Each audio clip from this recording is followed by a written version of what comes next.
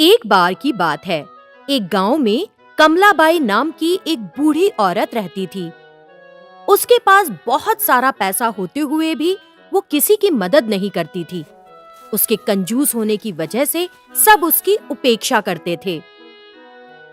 कमलाबाई उसके पास जितना भी पैसा और सोना था, उसे एक बर्तन में रखकर अपने घर के बीच में गाड़ रखा था। वो उस पर एक पुरानी चटाई बिछाकर सोती थी। एक दिन एक साधु गांव में आया। कमलाबाई के बारे में कुछ ना जानते हुए वो उसके घर के सामने एक पेड़ के नीचे बैठ गया। साधु को देखा तो कमलाबाई ने सोचा कि वो उसके घर उसे लूटने आया है, तो उसने उठाया एक बड़ा सा डंडा और उसके सर पे दे मारा। अरे बदमाश, अभी भी मेरे पेड़ के नीचे बैठेगा? तेरी ऐसी हिम्मत! तुरंत वो साधु उठा और अपनी चीजें लेकर भाग गया।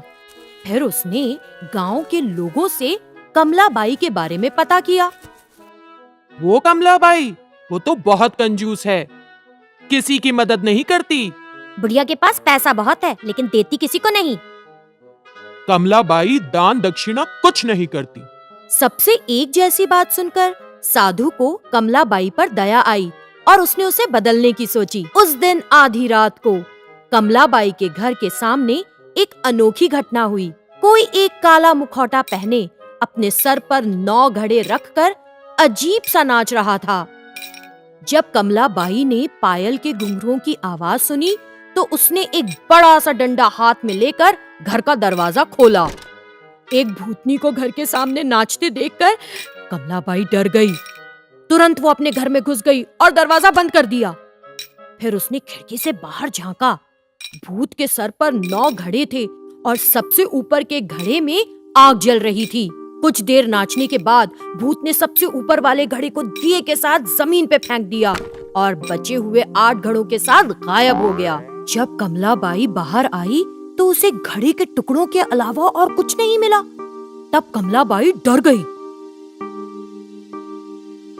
मेरे घर में भूत आया था, मेरी मदद करो, मेरी मदद करो। क्योंकि कमलाबाई को कोई पसंद नहीं करता था, किसी ने उसके चिल्लाने की फिक्र नहीं की। एक भूत मेरे घर के आगे नाच रहा था, इसका क्या मतलब हो सकता है? मुझे बहुत डर लग रहा है। लेकिन किसी ने उसकी बातों पर ध्यान नहीं दिया, बल्कि उसकी तरफ देखा भी नहीं। रात में कमलाबाई घर के अंदर एक बड़ा सा डंडा पकड़कर खड़ी हो गई। आधी रात होते ही उसने फिर से घुंघरुओं की आवाज सुनी। जब उसने खिड़की से बाहर झांककर देखा तो उसे भूत के सर पर 8 घड़े दिखे।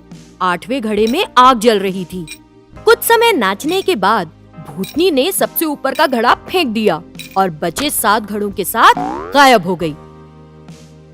हर दिन भूतनी आधी रात आती, कुछ देर नाचती रहती और फिर सबसे ऊपर का घड़ा तोड़कर बाकी घड़ों के साथ गायब हो जाती।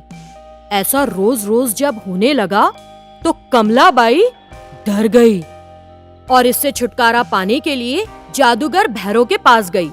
हर रात एक भूत आकर मेरे घर के सामने नाच रहा है, मुझे उससे बचाइए। तुम जैसी कंजूस औरत की मदद कभी नहीं। भूतनी की नाच से मैं बहुत परेशान हूँ, आप ही मदद करें। क्या तुम किसी की मदद करती हो? तुम्हारी मदद कौन करेगा? उसने अपने घर के सामने चौराहे पर पेड़ के नीचे उसी साधु को देखा। वो तुरंत उसके पास गई और कहा, साधु महाराज, जब आप मेरे घर के सामने बैठकर ध्यान कर रहे थे तो मैंने चोर है समझकर आपको बहुत पीटा, मुझे माफ कर दीजिए। साधु मुस्कुराया और बोला, कोई बात नहीं, अब तुम क्या चाहती हो? साधु महाराज, हर दिन एक भूतनी आधी रात अपने सर पर घड़े रखकर मेरे घर के सामने नाचती है। वो हर दिन एक घड़ा फोड़ रही है। फिलहाल उसके सर पर 5 घड़े हैं। इसकी वजह न जानकर मैं पागल सी हो रही हूँ। आपको मुझे उस भूत से बचाना होगा। साधु ने सोचा और नहीं में सर हिलाने लगा। कोई उपाय नहीं कमलाबाई, तुम्हारे आखिरी दिन आ गए हैं। ऐसा इसलिए क्योंकि भूतों का सरदार उन्हें छोड़कर कहीं चला गया है।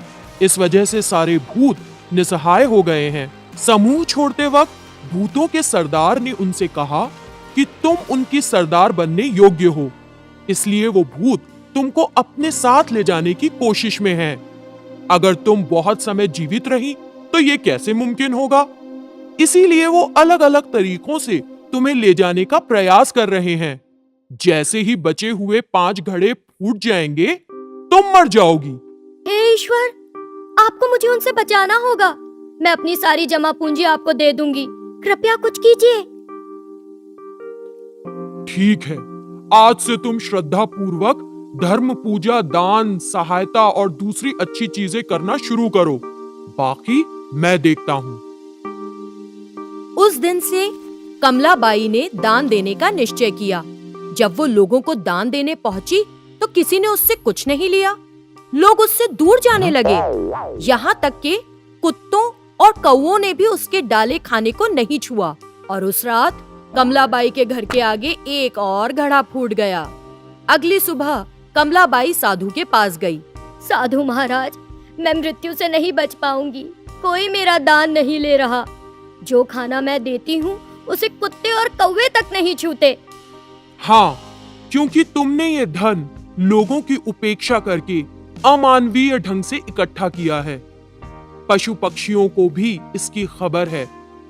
इसीलिए अब अपना पैसा मंदिर बनवाने, कुएं खुदवाने, अनाथालय बनवाने में खर्च करो। अगर तुम ये अच्छे काम करोगी तो सिर्फ लंबी उम्र ही नहीं, अच्छा नाम भी कमाओगी। साधु महाराज, कृपया आप ये सारी चीजें करें और मेरी मदद करें। अगर मैं करूंगी तो कोई स्वीकार नहीं करेगा। फिर कमलाबाई ने अपना सारा पैसा उस साधु को दे दिया। उस पैसे से साधु ने कई अच्छे काम किए। तब से कमलाबाई को न सिर्फ भूतों से छुटकारा मिल गया, बल्कि उसका अच्छा नाम भी हो गया। तो बच्चों, हमें इस कहानी से क्या शिक्षा मिलती है? यही कि जिंदगी जीना दूसरों की मदद करना है। हाय बच्चों, आपको हमारा वीडियो पसंद आया? और ज्यादा वीडियोस के लिए सब्सक्राइब कीजिए। फेसबुक और ट्विटर में हमें आकर मिलिए। Bye bye.